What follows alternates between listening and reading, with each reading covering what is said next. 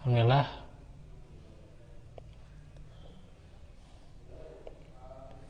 Salatu wassalamu ala Rasulillah wa ala alihi wa sahbihi wa man tabi'ahum bi ihsanin ila yaumiddin.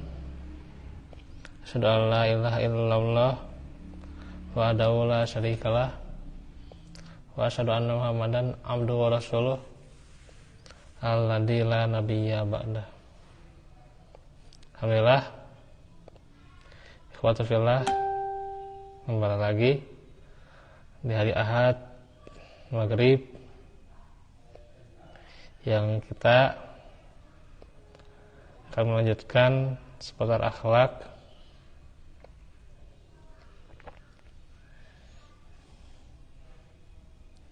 dan sudah dibahas tentang sebab-sebab amarah. Sekarang bagaimana perkataan para salaf yang menjelaskan tercelanya sifat marah itu ya.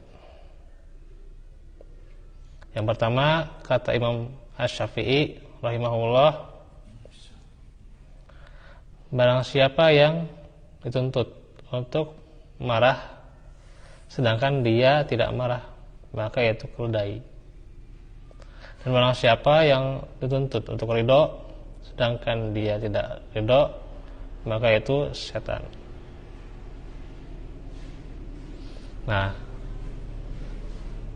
Imam Syafi'i menyampaikan dua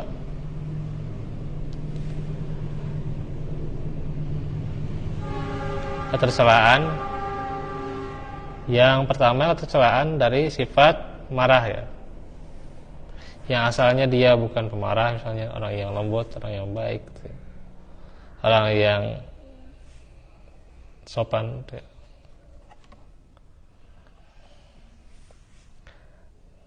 Dengan kelembutan gitu ya. Tapi sekali-kalinya itu dia marah gitu. Maka kata Imam Syafi'i, dia itu adalah keledai ya. Keledai.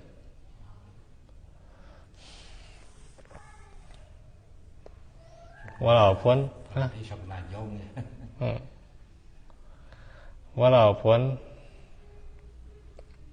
sebenarnya orang yang jarang marah gitu, atau yang biasanya dia lembut, sekalinya dia marah pasti dia biasanya lebih ditakuti ya dibandingkan orang yang sering marah gitu ya. Orang sering marah mah ya udah nggak asing lah bagaimana cara marahnya gitu ya. Tapi kalau orang nggak sering marah kemudian tiba-tiba marah, nah itu lebih ditakuti gitu ya. Nah itu maka tercela itu sebenarnya ya, dalam alasan apapun juga gitu. Hanya saja tentunya kita juga sebagai seorang muslim jangan memicu amarah seseorang. Nah iya, jangan mancing. Jangan mancing amarah seseorang gitu ya. Termasuk kita juga didik kepada murid kita, keturunan kita, jangan sampai suka memancing amarah seseorang, baik itu dengan bersanda ya, baik itu dengan ya prank gitu, Allah gitu bahasanya gitu ya gitu. Jangan mancing amarah gitu. Bukankah merupakan amar ma'ruf nahi munkar ketika seorang itu tidak sampai marah, kita juga baik gitu ya. Sehingga kita mencegah yang namanya amarah gitu ya gitu. Gitu.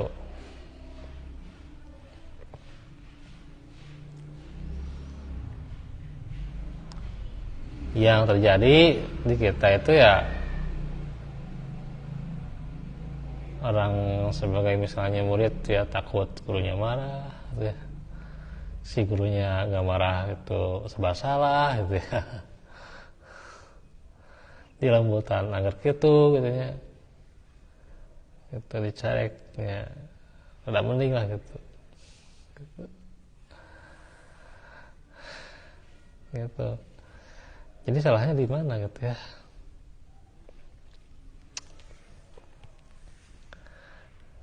Karena itu kita jangan memancing adanya amarah.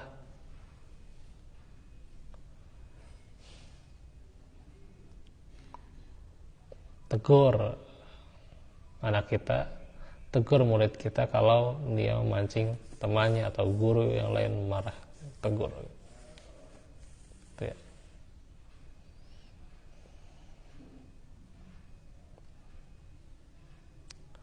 Jangan nyalahin guru terus ya. Oh si guru nggak bisa gini nggak bisa gitu ya.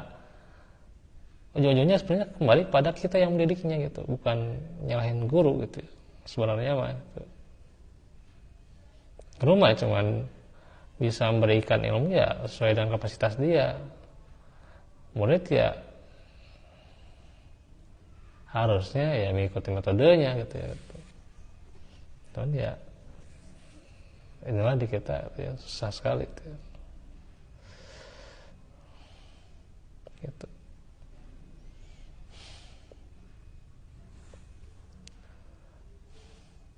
Makanya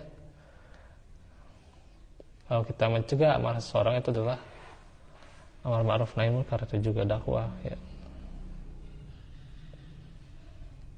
Jangan sampai orang itu jadi marah karena perilaku kita gitu. Tapi misalnya kita sudah berlaku baik ya. Cuman ada yang menurut dia nggak sesuai kata hawa nafsunya, dia sudah marah-marah, nah itu mah beda lagi urusan.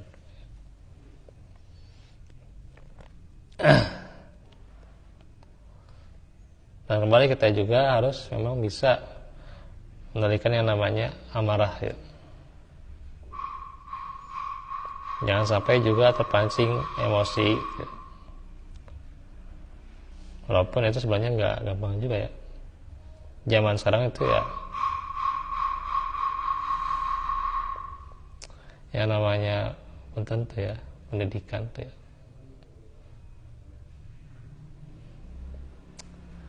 Yang namanya pendidikan itu kan ini kita bahas tentang akhlak ya. Apa coba hasil dari pendidikan coba?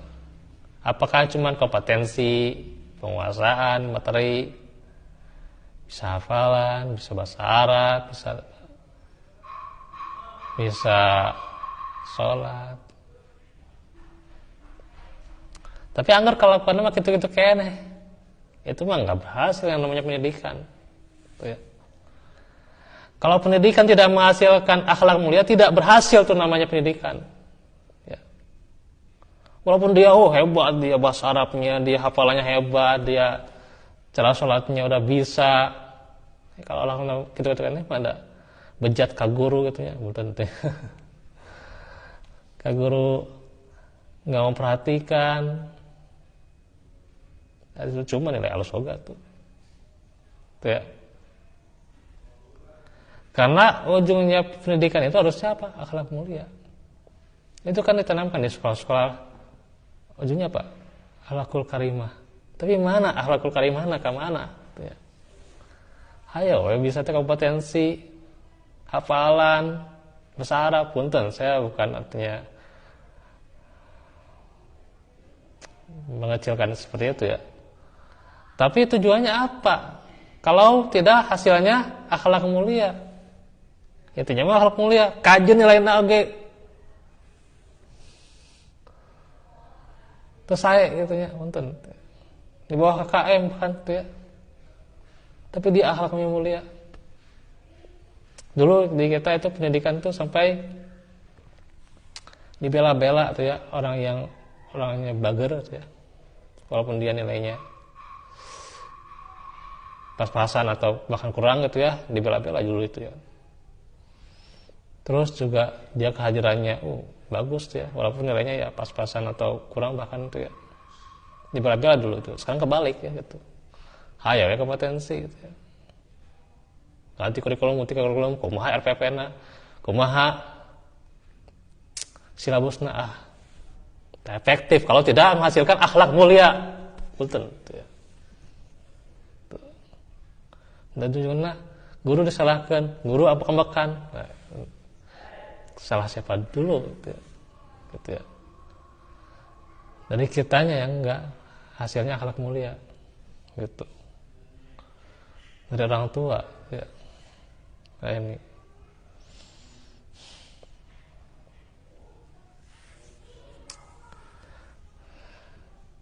Nah, ini perkara yang pertama tentang amarah ini emang harus kita kaji itu kenapa orang bisa marah gitu.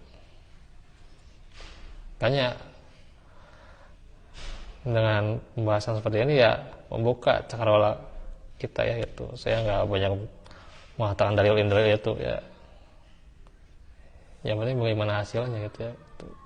Semua orang bisa jago dalil ini ya, hasilnya apa ya nggak ada ya buat apa juga gitu. Nah itu. Dan pula Imam Syafi'i mengatakan, dan barang siapa yang dituntut ridho sedangkan dia tidak ridho, maka dia itu setan. Ridho di sini adalah ridho pada kemungkarannya. Jadi tuntut untuk ridho padahal dia tidak ridho pada kemungkaran itu. Atau dia tidak ridho dengan cara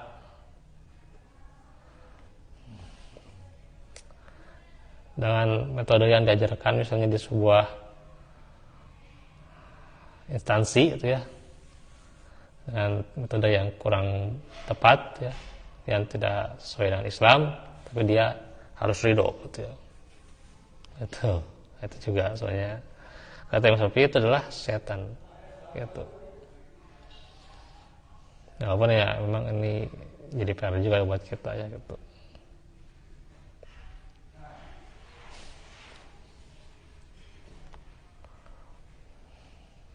Islam itu bagaimana caranya, itu bagaimana metodenya gitu ya gitu. Jangan sampai kita misalnya menerapkan sebuah metode yang ya metode misalnya menyimpang gitu ya dari cara Islam, walaupun ujung-ujungnya juga untuk kebaikan ya, itu sebenarnya kan dari setan juga gitu. Makanya jangan sampai ridho untuk kemungkaran ya gitu.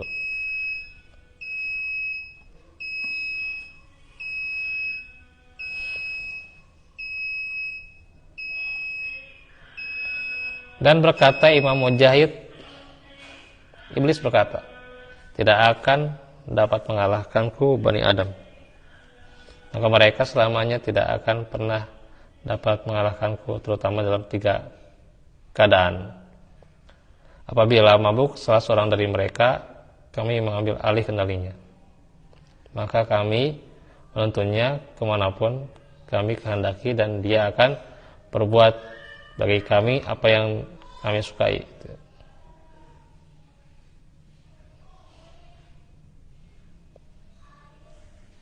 Jadi kalau dia mabuk ya, iblis bisa menggiringnya ya, pada apa yang lebih parah lagi itu ya. Kemungkarannya dari mabuk ya, sampai membunuh, sampai menghancurkan fasilitas dan sebagainya itu. Iya, makanya ini memang salah sekali yang namanya mabuk ya. Dengan nyoba-nyoba ya. Dan apabila marah, dia akan berkata tanpa pertimbangan ilmu dan berbuat apa saja yang membuatnya akan menyesal. Nah, itu ya. Kalau seorang itu sudah marah, dia itu ya spontan aja marahnya itu kan pasti kan gitu. Enggak berkata tanpa enggak berkata dengan pertimbangan ilmunya. Ya dia malah mengatakan apa saja gitu ya, gitu, sesuai hawa nafsunya gitu ya. Apa yang akan dilampiaskannya itu ya gitu.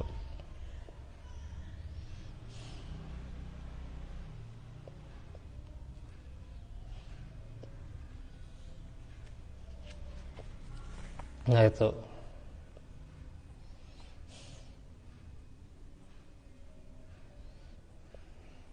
Karena itu kalau kita ingin marah tuh ya,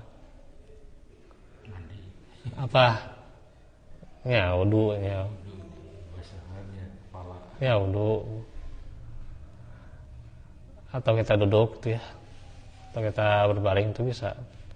Tapi ada juga quotes yang cukup lumayan lah gitu.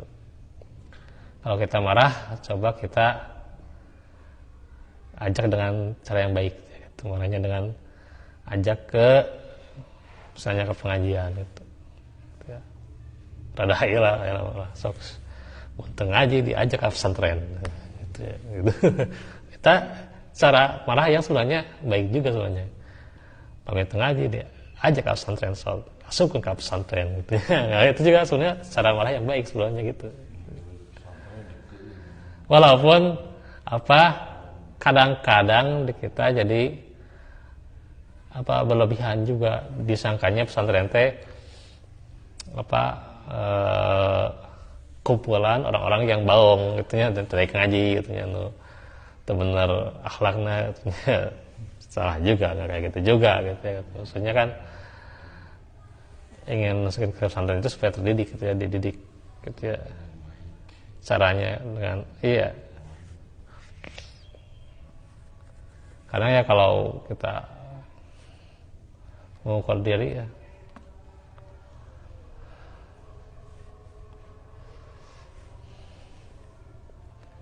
bahwa kadang metode kita marah ya tanpa pertimbangan ilmu, coba dengan kata-kata yang baik gitu.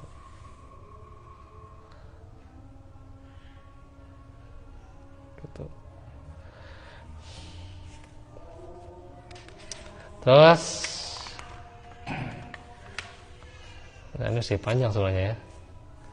Dan bila kami membakhilkannya apa yang ada di genggamannya, dan dia selalu berangan-angan atas apa yang dia tidak mampu mencapainya, gitu ya. Jadi buat bakhil gitu ya, nah, itu buat jadi pelit ya gitu.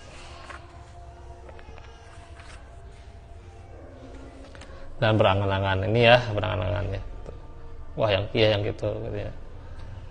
Gitu. Termasuk ya kalau kita impiannya besar, kitanya dulu harus punya perbuatan yang besar. Kalau kita ingin impiannya besar, perbuatan kita juga harus besar ya gitu.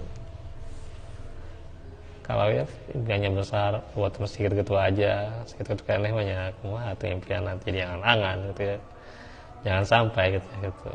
Nah, ini ya.